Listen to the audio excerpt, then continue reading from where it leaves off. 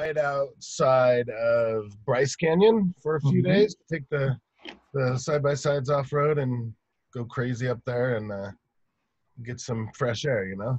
Bryce Canyon's beautiful. You ever been down to Zion there? Oh, yeah. We rode through the canyon of Zion. Oh, the really? bottom of it. Yeah, dude, I'll tell you about it more when we're not on a podcast. But Dude, we've done some hiking and stuff there that's unbelievable. It's gorgeous. Oh, yeah. So Dude, check it out. Yeah. We are live in the Agent Mechanic Oh, right on. group. People are jumping on, and I just kind of wanted to get into a little bit of not that I wanted this call to be about coaching, but I wanted to point out a couple things to the people that are going to be listening to this podcast and watching it on YouTube and all that good stuff. Michael Hellickson and I go way back. And when Michael started Club Wealth coaching, Club Wealth was put together the right way for all the right reasons. So if you know me, I don't recommend any other coaching company because people ask me why. And it's not because, you know, we're really close friends. I mean, that's part of it, obviously, but it's because Michael has poured his, you know, heart and soul into building this company the right way. And what I like about Michael's coaching is he doesn't let the coaches waver off of what's right and what's been proven and how agents really should run and operate their business. Of course, it can't all be controlled 100%, but if you coach with any other company, they just hire a coach, they split the money with them, and the coach is just coaching you with no real plan, no real you know, systems and procedures and things like that. But what I do love about Club Wealth is there's a actual system for you, period, based on your production in real estate.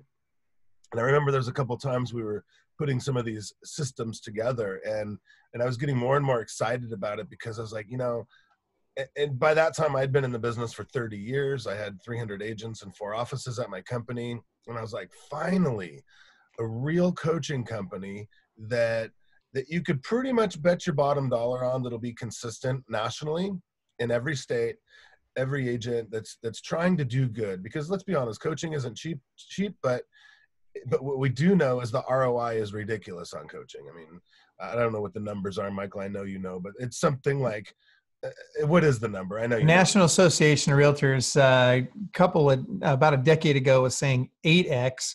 Now they're saying 11x return. So essentially, the agents that have a coach outproduce those that don't by 11 times. Yeah, so it's pretty massive. And I know that to be real, right? Because I coach a lot of agents, you know, and I help with a lot of the Club Wealth coaches and collaboration, and you know, that's how I stay on top of my game. But so the bottom line, guys, is, you know, when we started this group, I said there's only a few things that I recommend, and Club Wealth is one of them because it's something that's time tested, proven, and I've really watched the inner workings of it, and I love how Michael like cares. Like it's not just a business, it's his family, and he really cares about what he's doing. So people then ask, they say, Mike, but you're a coach, why are you pushing another coaching company? Well, because as much as I love to help agents like we're doing right now, I don't want to get paid for it, and I don't want to have to try to duplicate something that Michael's already created. That doesn't make any sense. Michael spends, you know, 80 hours a week building this company, and I choose not to do anything like that. So when I do work with an agent that I feel that's ready for coaching, which any agent is, this is the direction I give them. So the other day, Michael, you had an amazing part on, what was that? Megan Farrell from Florida. Oh, yeah. Her I think we had 20 minutes, right? Mm-hmm. And you said some things that I think all agents coming out of COVID need to hear, need to be reminded. So I asked you if we could do a little expand part of that. But before we get too deep, I know you always have a giveaway, right? And I want you to give it up front, since I just recommended the coaching. And I want the audience to hear now, in the middle, and at the end, how to get the free giveaway, because I don't want them to turn this off halfway and never get that, because what you give is valuable. So can we start there? Well, I don't want them to turn it off halfway for any reason, but I'm just kidding. But that said, let me just throw this out there. I've got basically we've got a webinar that and a list. You can actually download a list of 17 of our best 109 lead sources. What we do is if you do it while we're on the webinar, if you download the list while we're on the webinar, we'll actually give you 31 of our best 109 lead sources. I'm going to give you the number right now. It's you're going to text 727-287-5993, and you're just going to send, I'm putting this in the chat in not in the Facebook group, but in the chat on the live webinar here. I'm not sure how many people are watching on the Facebook group, but maybe you can copy and paste. I can't find it anyway, so I don't know where we're live, but we're live somewhere. Yeah, right. So that said, I've added it. Just if you text the two words Club Wealth to 727-287-5993, 727-287-5993. Then we'll go ahead and we'll send you those lead sources. Awesome. You know, it's interesting. Well, do you want me to dive in, or do you want to? Well, finish your sentence, and let us guide into it. Well, that's really where I was going with it. Was it's interesting. If you ask 100 agents out there, what would make your business better today? I would say better than 90 of them would say more and better leads. And I think that's partially true. I think in a lot of cases, more and better leads are important. And I think certainly we can always use more and better lead sources.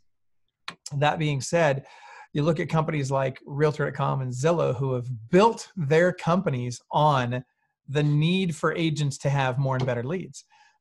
Because agents struggle with lead generation by and large, right? Most agents, they think that, lead generation is cold calling, FSBOs, expired, yada, yada. And sure, those are lead generation methods, and they work and they can be powerful, especially as a newer agent. But at some point in your career, you want to go from chasing business to attracting business. And that's a really important time in your business. Usually that happens, not always, but usually that begins to happen when you start to get around 15, 20 transactions a year. You start getting to that point where you've got a little bit of cash and you can start investing some of that cash in purchasing some leads. And when I say purchasing leads, everybody gets freaked out about this. They always think, oh, you're just trying to sell us on Realtor.com or Zillow or other lead sources where we got to pay them to send us leads. First of all, there's nothing wrong with those lead sources. There's nothing wrong with paying someone to give you great leads. Well, and I know where you're going with that. And that's a whole different, that's a political discussion. That's a whole different, the reasons you have concern with them are much bigger than, do I get ROI on those leads? Right. It's a different conversation. That being said, every lead we have is a purchase lead. Even a referral is a purchase lead. We purchase it either with our time or our money or a combination of the two. And the reality is that's okay. At the end of the day, if any business on the planet has to have leads, and at some level, they're going to pay for those leads, whether they market for them, whether they pay for client events or pay for marketing to their clients, their past clients, their sphere of influence or whatever. At some level, we're all paying for leads. So don't be offended by, oh my gosh, Michael buys leads. Instead, understand that you should too at some level. And I would suggest that if you want to make a solid six-figure income, take home net income, right? Selling real estate without giving up your life for it. Now, this is important, right? It's not terribly complex to go out and make six figures selling real estate. There's lots of ways to do it. Heck, I can pound the phones all day for every day for FSBOs and expireds, and I can easily make, well, I say easily, I can very simply make a six-figure net income.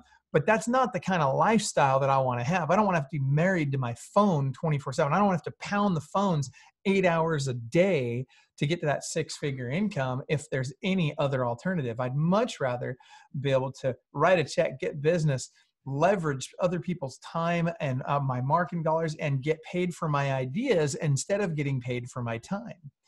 And so that's really what we're talking about, is transitioning from chasing business to attracting business and doing it in a way that allows me to have a life. So does that make sense?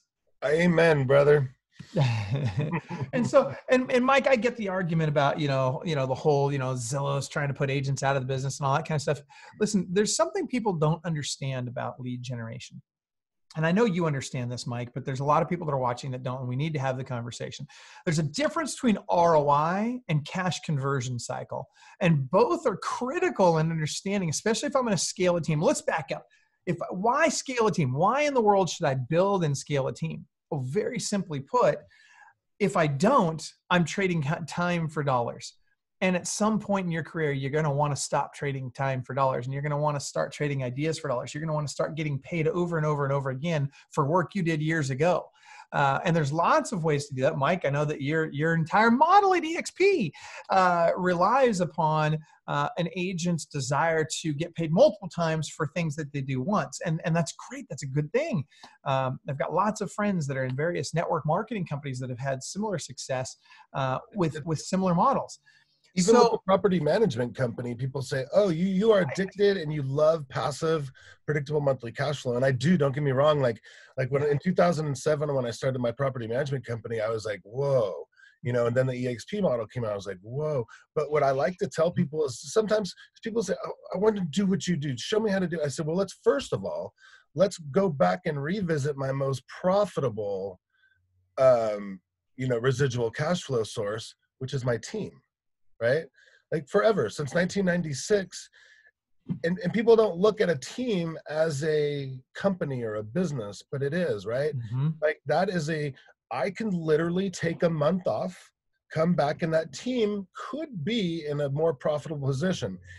And the reason is because if you set it up the right way in the beginning with the training, the support, and everything, it's still a machine that works with or without you. Like there's plenty of agents that'll agree with me saying half of my clients I've never met or talked to. Now that's a debate all in itself, and I don't want to get tied up in that.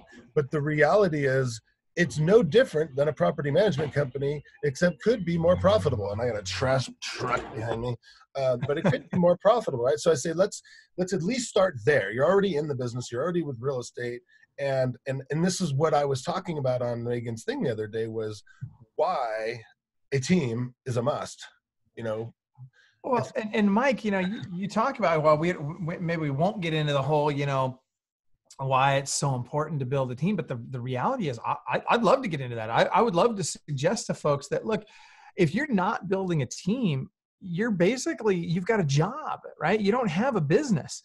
And you need to run a business. And in fact, our core value at Club Wealth is that no success in the world can compensate for failure in the home.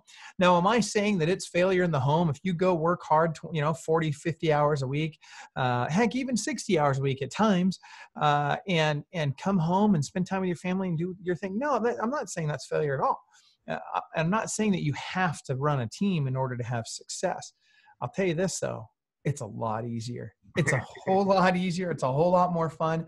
And it's interesting because we break agents up into tiers, right? We say, okay, tier 1 is 0 to 25 transactions a year. Tier 2 is 25 to 75. Tier 3 is 75 to 150. And it goes all the way up to tier 7, which is 1,000 units per year and more. And I will tell you, without question, it is far more challenging to be in tier 1 than it is to be in tier 5. It is much more difficult to run a tier 2 business than it is to run a tier 4 or a tier 6 business. There is no question that the higher you move up in the tiers, the easier it gets. Now, does that mean that you can sit back and relax and not keep your foot on the gas? No, of course not. You have to keep at it. That said, it's easier, it's funner, it's more profitable. You get to have a lot more options with what you get to do going forward. And you get to do it with people that you care about, and you get to help them build a great life for themselves in the process. So really, there's no downside to it other than you got to work really hard for a couple of years to make it happen, to really grow that thing to begin with. So I like that. And then, it's what I try to tell agents is, teams could be structured all different ways. You could have you as a buyer's agent, 10 listing agents. You can have 3 transaction coordinators and no buyers. I mean, there's all these different ways to structure a team. Yeah. It's just what fits for you. But the reason, and I always want to beat the reason in people's heads, is because number 1, you can't do it all. Number 2, even in coaching, your job is to spend as much quality time with your current and past customers, because that is a humongous retention piece for you. And without retention, it's just ridiculous. It's like me at property management. I have to list 20 and then we sell 20. I list 20. It's like never ending. But the reality is, as agents, to be a good agent and a good team leader, we should be talking to our sphere of influence all day, every day, our past clients, and working with our team. Everything else is going to go away if you don't work that way, because that pipeline eventually diminishes, right? Like I've been in the business 30 years. Half my past clients are dead. Let's just be real, right? The other ones are moved on to discount companies or moved out of state. Like, so I have to continue building that new pipeline, and that team is working with people I don't know while I'm working with people I do know. So they are bringing new people into my sphere, into my world, into my database, so we don't ever run out of good, qualified, prospective clients. So I can do what I do best while they do what they do best, right?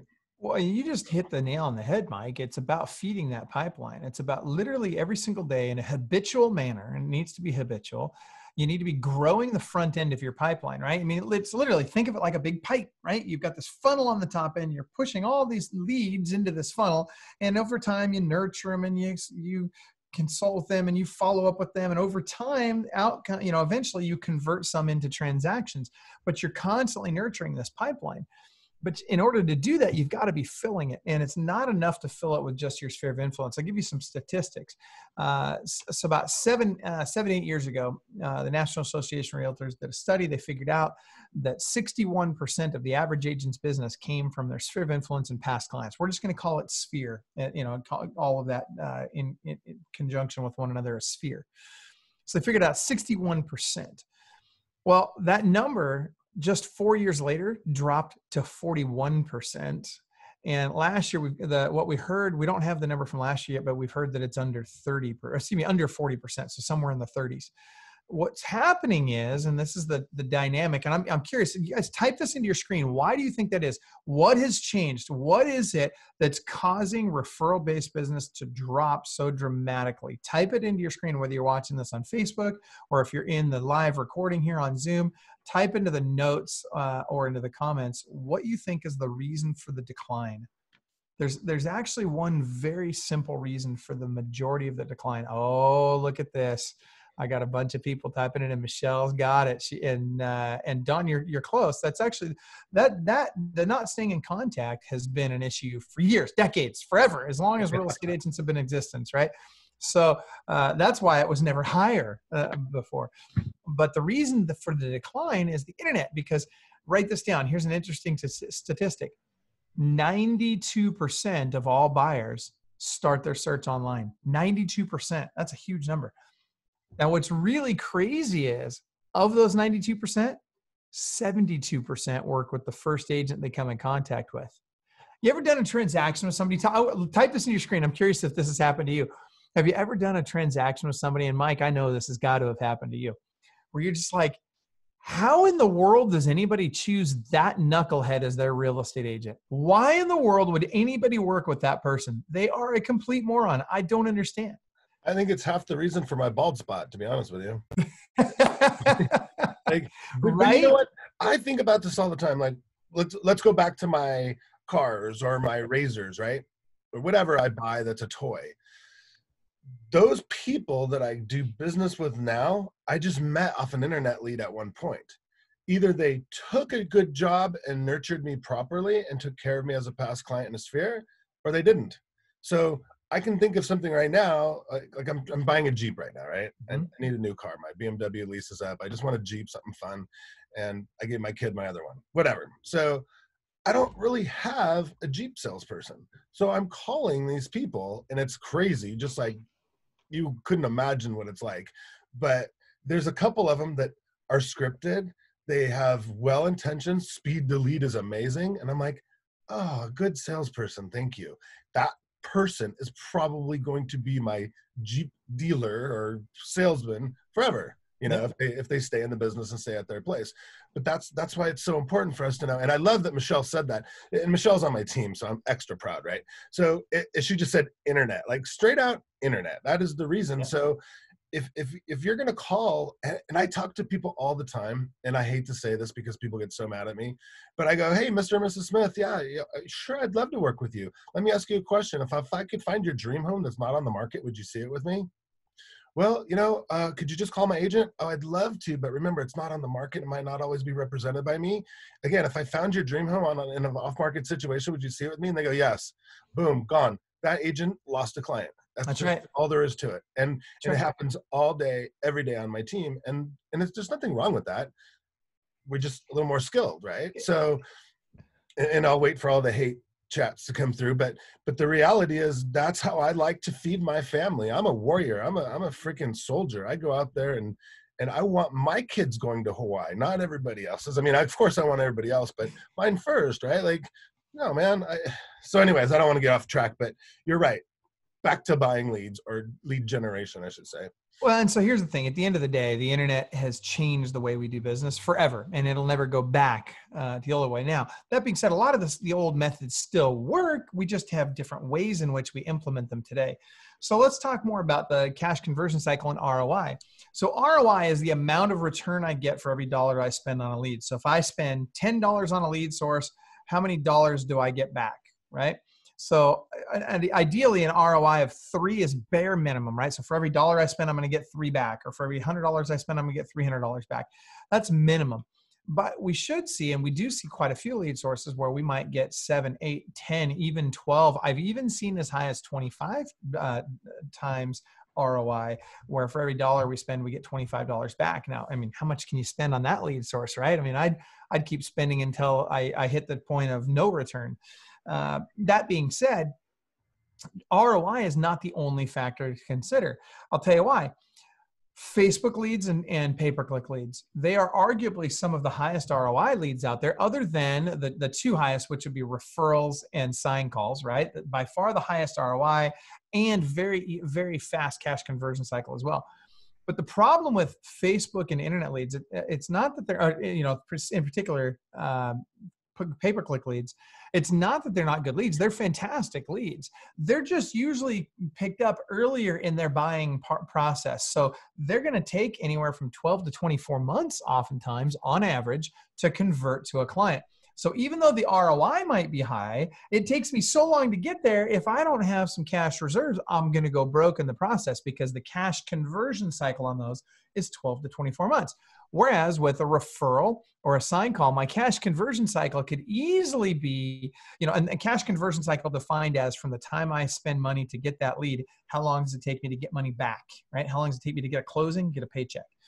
So the cash conversion cycle on those could be 45 to 90 days on a referral or a sign call. So why wouldn't I just want those? Well, of course I want as many of those as I can get. And I'm going to make sure that I do everything I can to get as much of that type of business as I can. But that's not enough, right?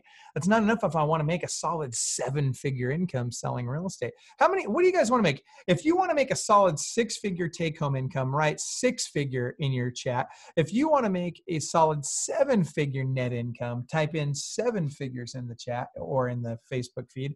And if you don't care, just type, I don't care, I'm just happy just helping people out, because that's what I do. And if that's the case, I'm not sure you're on the right webinar. But that being said, here's the key. I have to understand the cash conversion cycle and the ROI. So I want to be able to grow. I need to get, for 6-figure income, I need to get to about 10, 15 lead sources. And that will give me a consistent 6-figure income long-term. For a 7-figure income, I need to get to about 25 to 30 lead sources. And that will give me a high 7-figure, a very solid 7-figure net income long-term. So if I buy ROI, let's say Realtor.com and Zillow leads, for example, they're a short cash conversion cycle. In other words, I can get those leads to convert usually in about the 3 to 6 months range. That's pretty common. You can get a lot of those to convert. Then certainly I'll have some that will take much longer than that, but you can get a lot of them that will convert in that 3 to 6 month range. The downside to them is that the ROI is low because they charge so much for the leads. Whereas again, let's go back to Facebook and pay-per-click. It takes me so long to get to that money that if I don't do something else to feed myself and my team as I'm scaling my team up, we all go broke. So I need some of those other lead sources that I pay a little extra for that get me now business to get me through that time, to keep filling my pipeline until such time as my marketing efforts start to really pay off. Is this making sense? Yeah, and that's exactly, you just, like, that's what I love about you. Like, some of the things I'm thinking and comes out of my mouth comes out different of yours, but it put my thought and my opinion, you couldn't ask for any more. While I'm doing what I'm supposed to be doing, dealing with my past clients, my sphere of influence, and working with hot leads, that's why it's so important to have that team bringing in the new ones, because we can't do it all on our own. And this is what I like, because I know it's going to be a debate. It always is. I'll get a text message or a Facebook message in a few minutes about, Mike, some people don't like teams and some people don't like to do that amount of business. And check it out. We're not talking to you then. Like, if you want to sell 2 homes a year, God bless you. Cool. There's nothing wrong with that. But if you want a good, thriving, recession-proof business, then this is what we're talking about. And this is what I love, taking all these little pieces all the time, putting them together. And that's why it's so important to have coaching, guys, because you can't just watch this and go, oh, I got to figure it out. No, you need to dive in and actually put and implement all these things we're talking about. I mean, Michael's probably the coolest guy in the world. I know he just texted you 17 lead sources or whatever. And quite honestly, we use all those lead sources for the most part, and some of them are free and some of them have better ROI. Now, and I won't go back into the Zillow and debate over that. But I will say that I did test out Zillow for, the entire contract period last year. And I know Larry's on this, who's my team leader, will agree that when I went to my team and I said, do you guys want more Facebook ads or more IDX leads from Zillow? And they said, let's put it this way. I put all my money into Ylopo. It's changing, Michael. It's changing. The leads are getting better. The incubation time is getting shorter. But what's nice is there's so many more of them, because let's be honest, I was spending $8,000 a month. Like, I couldn't really justify spending any other money, right? So I said, screw this. Let's just take this money, put it in where we get more, because now we have help. We have AI, right? Pulling all that cream to the top. So I can spend, twice as much money and get 10 times the leads and watch it start happening much faster nowadays. Like, technology is insane what we can do with it. So I'm 150% confident that my team will always be safe, fed, and fine without me. Like, if something was bad that was to happen, we've set this up now to where they're fine. And as an agent, that's a big deal, because we're going to bed at night. You think about the people that you love and care about. And you said it earlier, you hit the nail on the head, and you said it's more fun to spend time with your team because you get to help others. You get to change their lives, and you get to do amazing things that you could never do on your own, which is boring anyways, right? So the way we're setting up these businesses, we get to do what we want, when we want, with who we want, as much as we want. And that's, to me, that's what life's about. Like, looking at people's life events on social media, to me, is really sad, because there's only a couple of them during the year. I know when my friends are getting their 1 of 2 week a year vacation, and usually one's Christmas, that's already blown out of the water anyways, because it's cold and whatever, and you're busy, but they get that 1 week a year where they get to go to Hawaii or Jamaica or whatever on that cruise, and you see the glow in their face, and you just see how happy they are. And you're like, that's what it's all about. But they're doing it 1 week a year. We're in an industry, in a business, where we could literally do whatever we want, as much as we want, whatever we want, with who you want. And that's why you are so important to me, and Club Wealth is so important to me, and the people watching this are so important to me, because we collaborate together and make all this work, right? And when you have leaders steering the ship and making it that much easier, it's so nice how that's put together. So yes, I went on a rant. Sorry. You can take right back over because you're the guest. Well, I love what you were saying, because have you ever played that game BS? Where it's a card game. Yeah, and it's liar's poker, right? And essentially you're calling BS on somebody when they say, I got 2 threes, and you're like, BS, you don't have 2 threes. Well, I'll tell you what. When I hear somebody say, "Oh, I just want to be small and I don't want to grow a team," and I call BS. And let me tell you why. Because 9 times out of 10, not every time, and Mike, I'm just trying to increase the hate mail you get today. But 9 times out of 10, not every time, but much of the time, the folks that are saying that are saying so because they're afraid to become big. They're afraid to grow. They're afraid to put themselves out there and really grow something bigger than what they currently are. And I'll tell you this, that there's no reason to fear. It reminds me of that Marianne Williamson poem, right? And I'm trying to remember exactly how it goes. But essentially it's, it is not the fear of failure that we need to be worried about it, but it's the fear of success. It's the fear of accomplishing big things that most people suffer from, right? And again, maybe somebody could look up the poem and put it into the chat. It's really so good, and it talks about how so many people play small, right? And by playing small, we don't serve the world or ourselves by playing small. In fact, within us, we have the power of accomplishing whatever we want to accomplish if we really put our minds to it. And frankly, it's easier than people realize, because people in this business have already gone there before. They've already accomplished so much more than where you're at right now. I don't care where you're at in your business. I don't care if you're doing a deal a month, 10 deals a month, or 100 transactions a month. Someone has done more than you have done. Unless your name is Michael Hellickson or Robert Slack, there's not a person on this planet that doesn't have someone they can look to and say, hey, wait a minute, that person has gone further than I have in this industry. All I can do is copy them. All I can do is just do what they did. And I'll put my spin on it. I'll put my personality into it. I'll be able to help a ton of people, and I'll be able to make a great living and have a great life in the process. And to your point, Mike, why wouldn't I want to accomplish more in the same number of hours per day? I don't have to work any extra hours per day. I just get to accomplish more in that same number of hours per day, and I get to spend more time on a beach somewhere or wherever it is I want to be. I don't buy the I don't want to build a team thing. That's almost always based in fear at some level. There's almost always a reason behind that that's more than just I don't want to build a team. And I talk to agents all day, every day, right? So, and that fear is it's fear of not knowing how to do it, which is, I agree.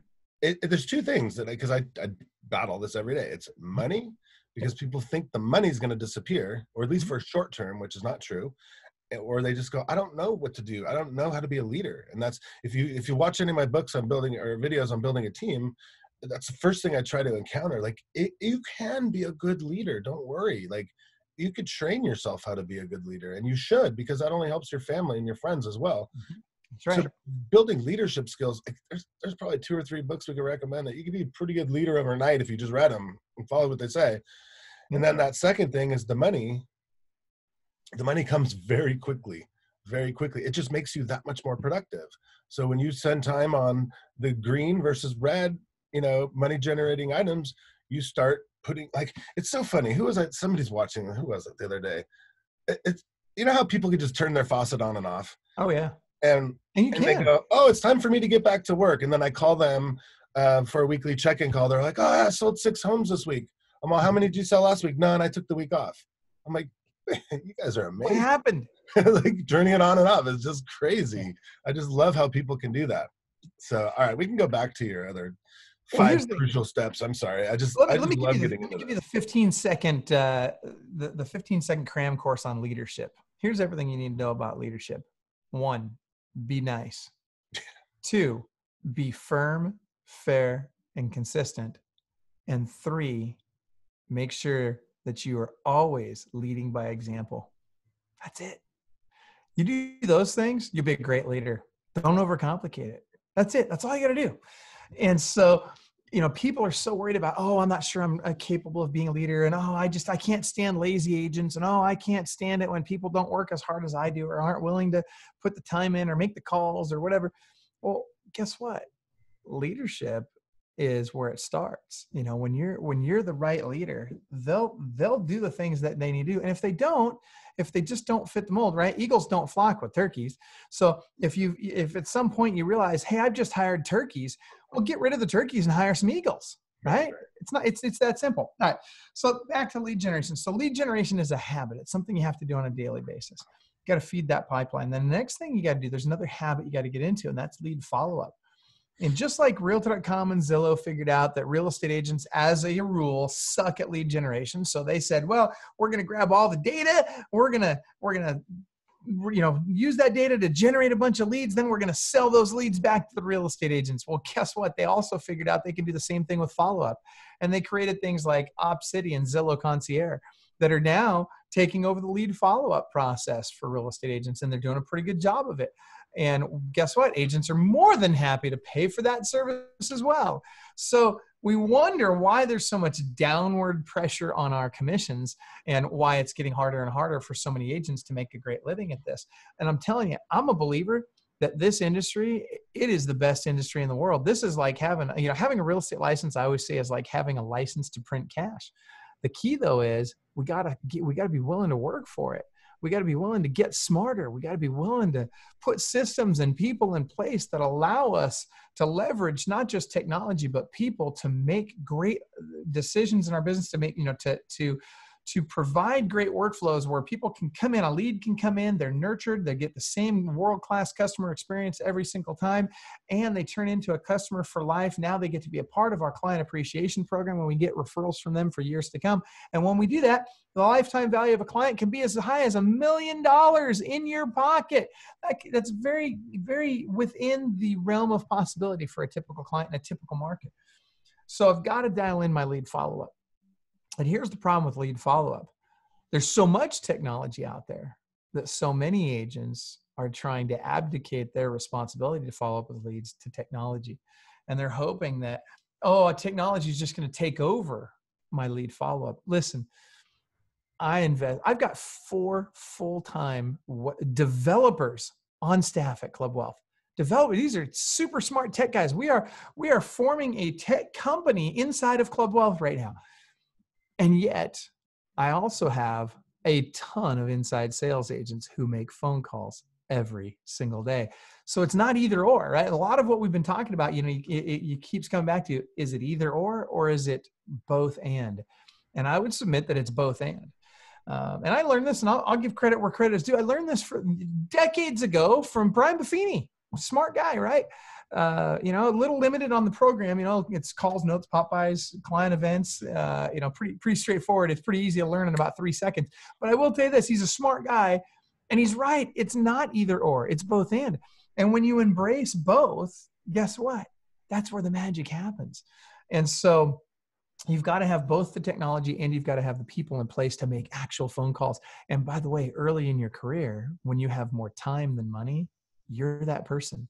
You're the one that makes those calls. If I'm in tier 1, I'm making those phone calls. When I start getting into tier 2, I can hire agents to make those phone calls. By the time I get into tier 3, I start hiring ISAs late tier 3, early tier 4, I start hiring inside salespeople to help make my agents more efficient and more effective and to start setting appointments for my agents. Then by the time I get into tier 5, I'm doing the same thing with recruiting, where instead of me making the recruiting calls like I was all up until this point, now I've got other people fill in my schedule with recruiting appointments, so that now I just go from appointment to appointment. And then eventually by the time I get to tier 6 and tier 7, I'm not even doing the appointments. Now I'm just on a beach. I show up, I'm on my daily huddles, for a half hour a day. I probably spend a total of 5 to 8 hours a week on my team, and I make a solid 7-figure net income. And I know it sounds like a really simple path, and some of you are probably thinking to yourselves, man, I bet that's harder than he's making it out to be. Hey, look, it's a lot of work. I'm not going to lie, but I will promise you this. It's simple when you know how to do it and when you follow the counsel of those who have been before. It's simple when you just take one next step. Don't try and do it all at once. Don't try and eat the elephant all at once. Eat that elephant one bite at a time and take today's steps. So what you have to do, and the challenge for everybody in the call right now, is what is that next step for you? What is the one thing that you need to do right now to move your business in the right direction that you're not currently taking? What step are you not taking today? What habit are you not in today that you need to become in the habit of to get to that next tier in your business? And while you're thinking about that, and I'd be interested to see if you guys are open and honest enough with yourselves and with those around you, if you're transparent, and this takes a lot of courage to be this transparent, but I'd love to see those of you who have that level of courage, type it into your screen right now. What is the thing that you need to work on right now? What habit do you need to dial in right now? And I'm going to get to the other habits in a second. Before I do, Deb Mundy asked a great question. She says, what do I text to 727-2875? And it's actually 5993. Did I mistype that number in there earlier? Hopefully not. It should. Let's just double check. No, it's 727-287-5993. And you're going to text the word club, well, 2 words, Club Wealth. You can see it behind me there. Club Wealth. Text that to 727-287-5993. So that was on cue because I said I want to give that back out in the middle of our thing and past the middle. So what I wanted to say while we were waiting for those people to type that into is like, when COVID started, I said there's only two ways we're coming out of this, right? Either emerging as leaders or you're going to be under a rock. There's no in between. And I didn't want to say this during it because now that we're recovering nationally, I want to say, okay, if you didn't do it, and I begged you guys to do it, but you didn't, some of you. But now, guess what? Uncle Mike's coming in with another saving thing. Like, it's okay to relaunch your career at any time you want to. It's called Recommitted, Relaunch, and you can do it. And I have had to do it a lot. And I'm kind of going through it right now with my recruiting. So it's like, make the conscious decision. And when Michael says, what's that one thing you need to do to start again? And I just call it relaunch. Like, what's that one thing? For some of us, it's coaching. For some of us, it's a perfect daily schedule. For some of us, it's get off our wallet and believe in our economy and how to improve our business. And for some of us, it's maybe being a little more collaborating with some of the people at Club Wealth and time to jump into a little bit more of the weekly, your tier, what do you call those huddles or weekly calls, and just get more, motivate yourself, right? Like every time I train you guys, it makes me a better person. It makes me more motivated and it holds me accountable because I can't sit here and talk crap to you and then not do what I'm going to do, So all these things are in line with each other. And that I'm curious to see, especially you guys that work with me closely that are in my organization and stuff, what is that one thing that you're willing to commit to? What is that? And it's okay to relaunch again. Right? We're giving you a pass. I think the world's giving you a pass, saying, okay, that was scary. That was freaky. Okay, it's over. And I get back to work. But what do you need? Like, you had a lot of time to think about it. I think I had a lot of time to think about things, even though I was busy, but I was really like restructuring my business and deciding how I'm going to move forward because I had a lot of eye openers too. So what's that thing, you guys? What's that one thing? Well, I love that Rob Knox, for example. Well, actually, let's back up. Michelle mentions working on my confidence. Great. That's huge. She's come a long way. Well, and I got to tell you, the best way that I can think of, there's two ways that I love to work on. Well, there's actually three that I can think of quickly. Number one is pick up the phone more often and just make the phone calls. And start by calling your sphere of influence. Just make phone calls. Get on the phone with people. In this business, we get paid the big money for getting voice to voice and face to face with people as often as humanly possible. That's where the money's at. So I'd say start by making phone calls. Second, I would get on video more on Facebook and in other places. Sending video texts. I would do more video and just get in the habit of doing video regularly. And then third, go on more appointments and get face to face with people. A lot of people say, oh, but I got to role play with people in my office and blah, blah, blah. You know what? Role play with real people. You'll make a lot more money than role playing in the office. Just get out there and practice on the real people out there. And you know what? You'll screw it up. It's okay. We all do. Mike and I have screwed up plenty of appointments. Let me tell you, man, we have made dumb rookie mistakes long into our careers. And we still do to this day. We're guys. Of course, we're going to screw the same thing up over and over again. We just try not to do that as too often. Well, I hate to interrupt you, but that's something so funny. And me, I talk a lot about personality style training, right? So I know for a fact you and me screw up more because you and I are always at each other's throats, right? And it's just because we're dominant drivers that we are not controlled by anybody or anything. So if we're in a crappy mood, you're going to know about it. So if we're prospecting and we're in a crappy mood, our clients are going to know about it, right? So we got to like totally filter and work a lot harder than most people because most of you are just sweet and always just like even keel and just darlings people and like Mike and I have no filter. Like it's amazing we're even on this call together today because we've gone at it for so long. But it's like it's crazy because that's a good point though. So pick up the phone. You can't be afraid of that though. You have to embrace it. You gotta embrace you're gonna screw up, right? And I'll say, Mike, I think a lot of the reason why you and I have been as successful as we have is because we're not afraid to screw up. Right. I mean, we understand that growth comes through mistakes and let's back up. It's like, it's like Bob Ross always says, there are no mistakes, only happy little accidents. Right. So the reality is they're learning experiences. That's all they are. And so great, embrace the mistakes. That's where the growth happens. And so then I see, who was this? It was Rob mentions, and Rob, you've got habit number 3. He says, I need to get better at converting leads, right? So that's the third of the main habits, right? So you got lead generation, lead follow-up, and lead conversion are the 3 big habits. But before we get into lead conversion, how much time do we have left, Mike? It looks like we got about 14 minutes. Is that right? Something like that. I got to call I'll make this fast. Let me jump into this super fast. So on lead follow-up, let's talk about the mechanics of following up with a lead and what does it really look like? I get an online lead. Don't care where it comes from. Get an online lead as an example. The first thing I do, I don't even look the lead up. I call the lead, right? Just dial the phone. You can look it up while it's dialing. And Mike and I did this way back when we used to be, back in the day, Mike, and I don't know this for a fact, but I'm willing to bet that you, like me, had the 2 headsets going at the same time. You're dialing over here, dialing over there. And, while this one's ringing, this one answers. And as soon as that answers, you hang up on the other one, you talk to this guy. We got very efficient in our businesses. But we couldn't pull them up. We couldn't pull up the information. We had no internet. That's right. Everything was different then. You just had to call them and say, hey, are you interested in buying or selling? Because I don't know who you are. And it's so much easier today. I mean, it's literally so much easier. And yet agents overcomplicate this constantly. And so first and foremost, lead comes in, just dial the phone.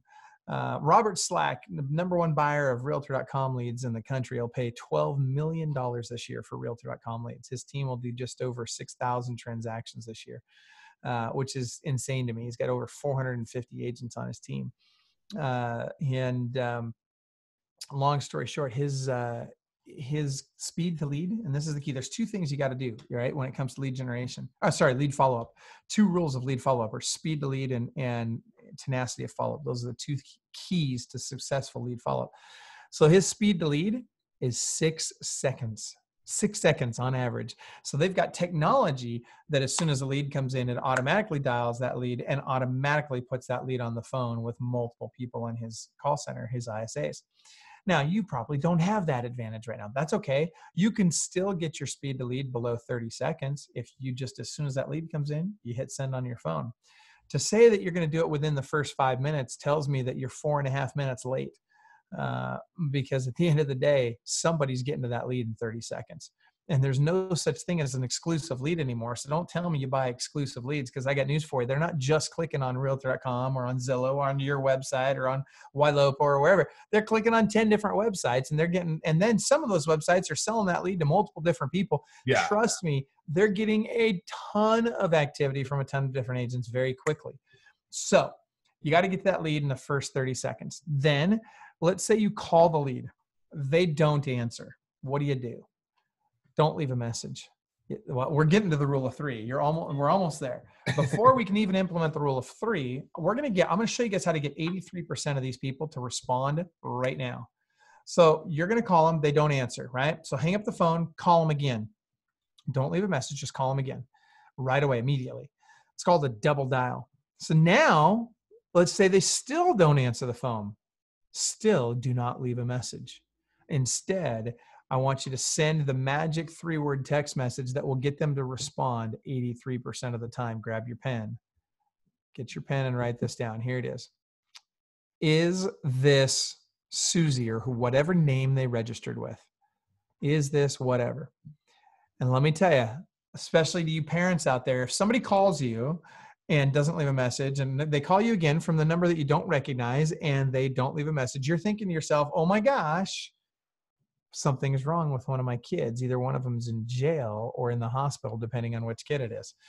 And so especially when you get that, is this so-and-so message? And then the response is almost always the same. They come back with, yes, who is this?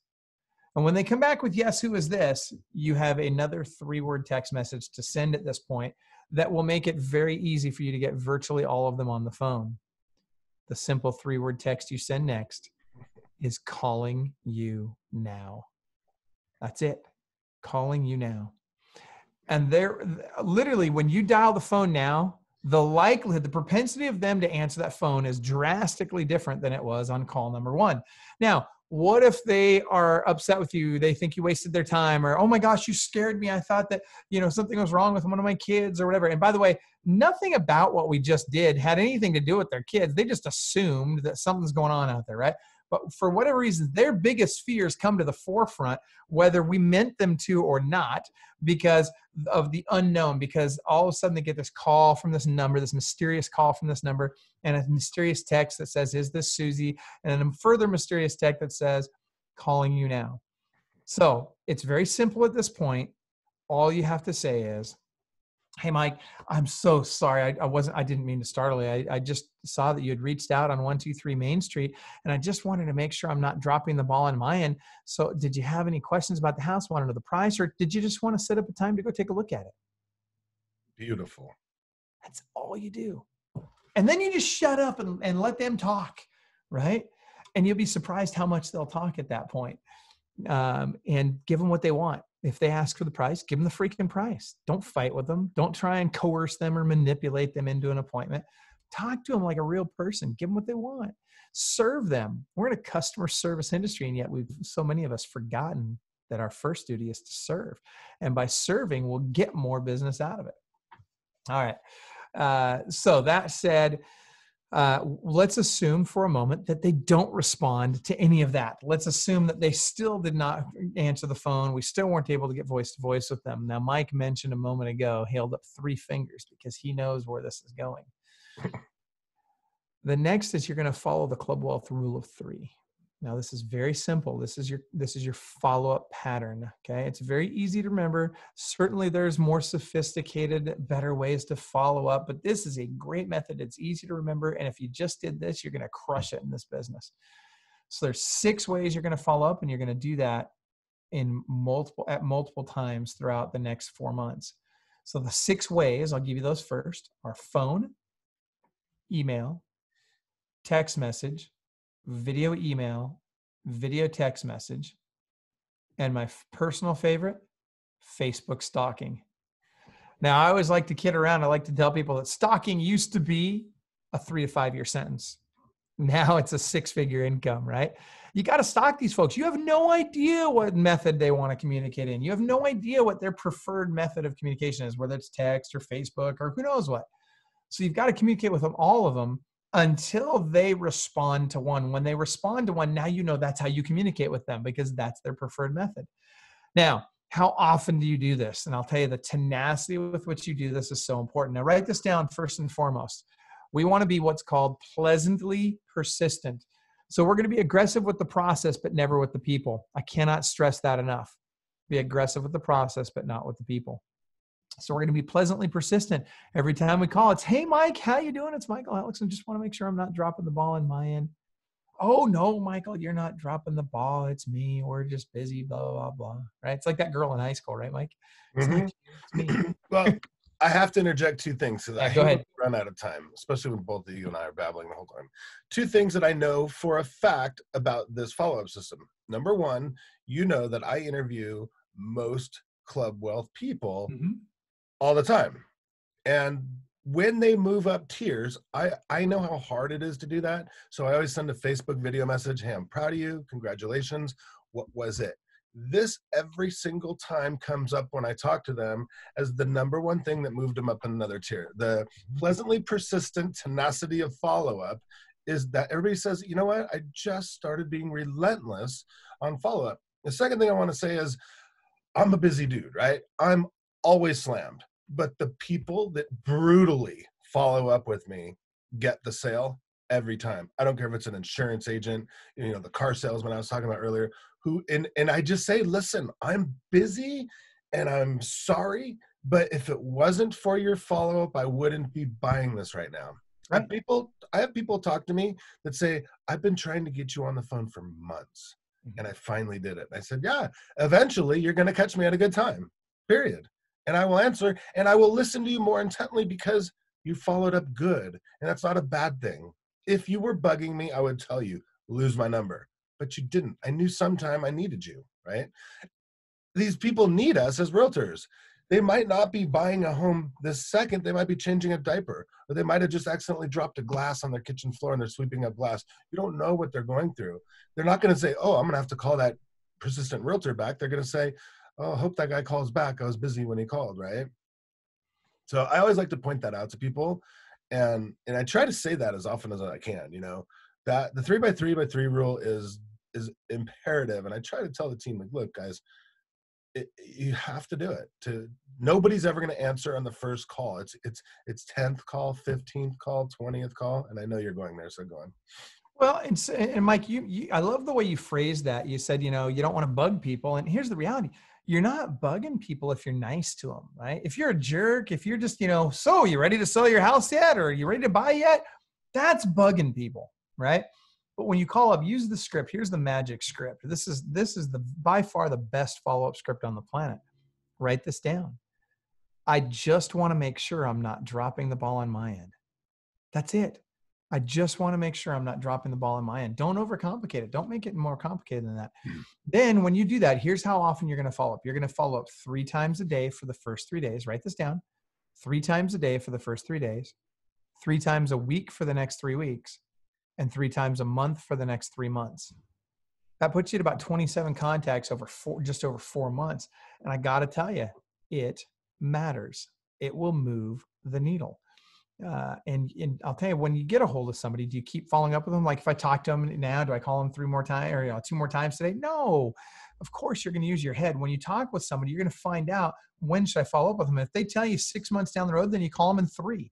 You always cut it in half, no matter what. And when you call them, just again, say, I just want to make sure I'm not dropping the ball on my end. They'll appreciate it. You'll start to develop a relationship with them. And that's the key too, right? Think about this. You're nurturing a relationship. You're not nurturing a lead. You're nurturing a relationship. And so as you do that, you deepen that relationship. And 3 months into it, you're the only one left calling them. They got nobody else calling them. So of course, and they've started to get to know you and you're joking around a little bit. Oh, hey, I had that, how did homecoming go for Susie the other day? I know she had her homecoming dance or whatever. Oh, it was great. She was actually the homecoming queen and blah, blah. Oh, wow. I bet that was really neat. Literally be human. Just talk to folks. And you'll be amazed at the results that you get. But it won't happen if you're not tenacious with it. It won't happen if you call once or twice and you only take the very, very low-hanging fruit. You're missing the whole tree's worth of fruit that can absolutely feed your family for decades to come. That's why I was so good at expireds. I was relentless. I never stopped calling them. Yep. People call 2 or 3 times and that's done. They're over. I'm like, no, 3 months later, I'm still calling you, still dropping crap off on your porch. You cannot leave me. There's no way. My favorite are the ones where they list with somebody else and then it expires again and you call them again. And you're like, and I had one guy 3 different times he listed with 3 different agents before he finally listed with me. And of course we sold it. And he was a great testimonial. But it just cracks me up how sometimes you got to let them go through that. Right. And that's okay. And they may have, you never know, again, you don't know what their situation is. They might have friends that they feel super obligated to, and you might not be able to resolve that concern. Maybe you can, maybe you can't, who knows? But I'll tell you, I never got upset with them. I never got frustrated with them. I simply let them know I appreciate the chance to work to earn their business. And if anything happens and should they find themselves in a position of needing to interview agents down the road, I'd love the opportunity to interview. And then I would call them back 90 days later and find out, what happened. Did it expire? Is it still for sale? Did it sell? So anyway, lots of great ways to make money in this business. We're only talking about a few here. We're out of time. I know that, but I want you guys to understand this. No matter what's frustrated. What's that with? We only got through like half of what I wanted to do. I know. We can do this again, but here's the part thing 2. I want you guys to think about. I want to make sure I leave you guys with this. It doesn't matter what's going on in the world. There's all kinds of chaos in the world, whether it's COVID or all the other stuff that's been going on out there. It's not about the chaos, right? Remember that Shinzu in The Art of War said that where there's chaos, there's opportunity. In fact, I believe that, I can't remember if it's the Chinese or Japanese kanji for crisis is made up of 2 words. And those 2 words are danger and opportunity. And the reality is that with every crisis, with every bit of chaos, there is opportunity. It just comes down to, what are you going to focus on? Are you going to focus on the opportunity? Or are you going to focus on the danger? And so if you'll focus on the opportunity and if you'll figure out, hey, how can I really make this work in my favor? You'd be surprised. And I don't mean that in a selfish way. I don't mean to capitalize on other people's misfortune, that sort of thing. But as an example, let's say the real estate market crashes. People are going to lose their home to foreclosure. Is it wrong of you to be the one that helps the banks sell those homes? Is it wrong of you to help someone orchestrate a short sale on their home so that they don't have a foreclosure on their record? No, of course those things aren't wrong. Someone's going to transact those transactions. It might as well be you. And by the way, in doing so, do it in a socially responsible way. And you can, but understand that choosing to do so is a conscious decision. You have to make that decision. You have to decide, I'm not going to be a victim here. I'm not going to allow this market to run me over. I'm going to capitalize on this and I'm going to grow through it. And I'll tell you this, over 80%, we surveyed our clients, over 80% of our coaches and clients, and we've got just over 79 coaches, each of whom sells more real estate than the agents they coach. So they're all active selling real estate agents. Over 80% of our clients in March and April of 2020, in the height of the COVID crisis, had they had their best months ever in both sales and in closings. So, new transactions pended and closings. And in May, same story. So we've heard from those same folks that May has been a banner month for them. Why is that? Because as everyone else was shrinking, as everyone else was freaking out, these guys were growing, they were pressing forward, and they were crushing it, and they found opportunity in the chaos. So my suggestion to everybody watching is do the same. Boom. You're the man. Yeah. Brother, I can't thank you enough. Everybody watching, if you're just catching the end, go to the beginning. Promise you, it's going to be good. I'll have this up on YouTube later today. I'll put it in the group. It'll be on the podcast the next couple of days. We'll tag Michael and everything. Michael, there's been some comments on the Facebook group, Agent Mechanics, so maybe you want to go on there a little bit later and answer a couple of questions. I love you guys all. I'll talk to you soon, and we'll plan our part 2. Sounds great. Thanks for having me, brother. Appreciate you guys. Take care.